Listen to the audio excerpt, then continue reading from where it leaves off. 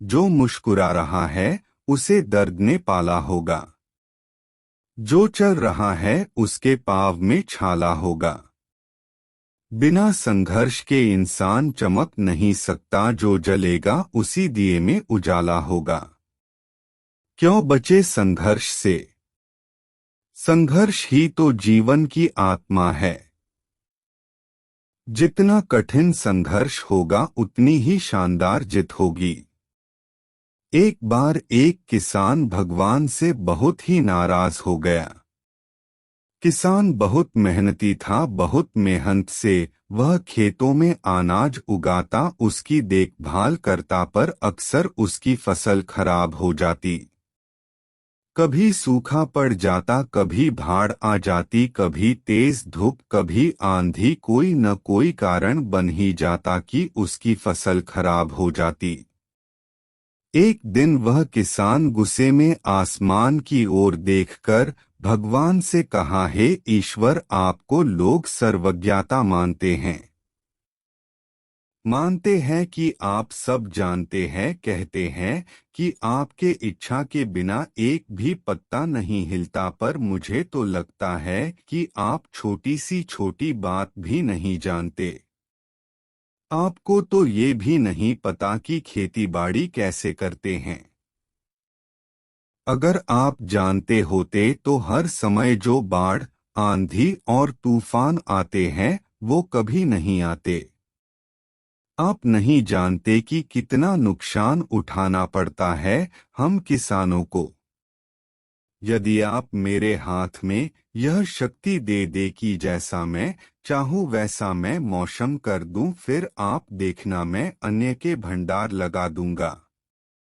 भगवान इस किसान के तीखे वाक्य सुनकर मुस्कुरा रहे थे और वह किसान के सामने प्रकट होकर बोले, मैं आज से तुझे यह शक्ति देता हूँ कि तुम अपनी खेतों पर तुम्हारी जैसी इच्छा ही तुम वैसा मौसम कर दोगे। मैं बिल्कुल भी दखल नहीं दूंगा, तुम्हारी इच्छा से सब कुछ होगा। किसान बहुत खुश हो गया। किसान ने गेहूं की फसल अपनी खेतों में बोई। जब उसे लगा कि खेतों को धूप चाहिए तो खेतों को धूप मिले, जब पानी बरसना चाहिए तभी पानी बरसा। आंधी, तूफान, बाढ़ कुछ भी उसने अपने खेतों पर आने नहीं दिया। किसान के खेत में इस वर्ष ऐसी फसल हुई जैसी कभी नहीं हुई थी।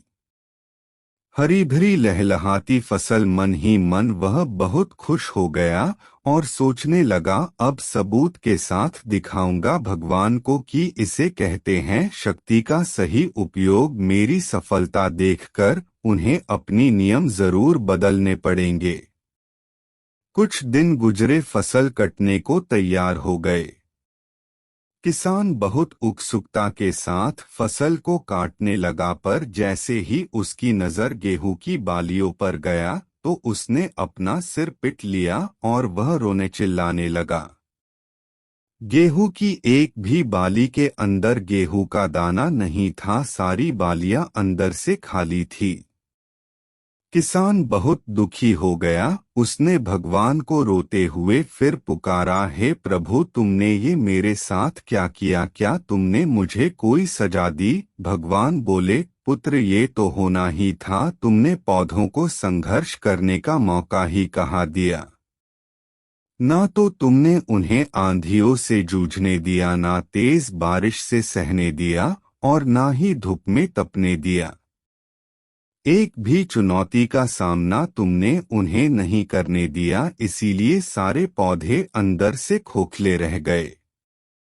जब आंधी, तूफान, तेज बारिश और धूप पड़ती है तभी ये पौधा अपने अस्तित्व को बचाने के लिए संघर्ष करते हैं।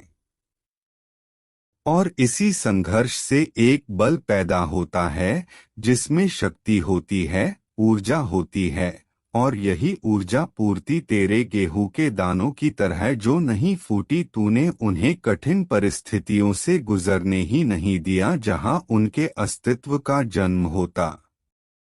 सारे बालियां इसीलिए खाली है, इसमें एक भी गेहूं का दाना इसलिए नहीं है। क्योंकि तुमने अपने पौधों को संघर्ष कराया ही नहीं।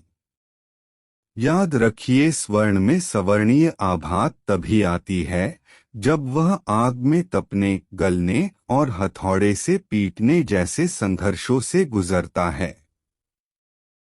कोयले का टुकड़ा हीरा तभी बनता है जब वह उच्च दाब और उच्च ताप की मुश्किल परिस्थितियों से गुजरता है। इसी तरह यदि हमारी जिंदगी में कोई संघर्ष ही ना हो, कोई चुनौती ही ना हो, तो हम भी गेहूं की बालियों की तरह खोखले रह जाएंगे, कोई अस्तित्व नहीं होगा हमारा।